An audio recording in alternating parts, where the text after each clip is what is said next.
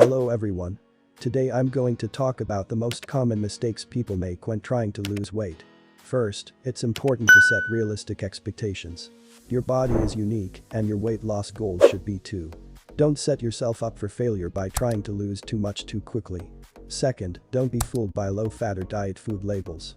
Low fat doesn't necessarily mean low calorie, and these foods often contain more sugar and calories than their regular counterparts. Third, don't skip meals. Skipping meals slows down your metabolism, increases your risk of obesity, and makes you more likely to binge on junk food. Fourth, focus on the quality of calories you're consuming. Quantity is important, but not the only factor. Make sure you're getting enough healthy calories to fill you up and provide your body with the nutrients it needs. Fifth, avoid processed foods. While some processed foods are nutritious and can fill nutritional gaps, others are pure junk food. Read labels and choose wisely. Sixth, avoid using large plates. The psychological effect of small plates is similar to eating from a small bowl. This tricks your brain into thinking you've eaten a larger meal.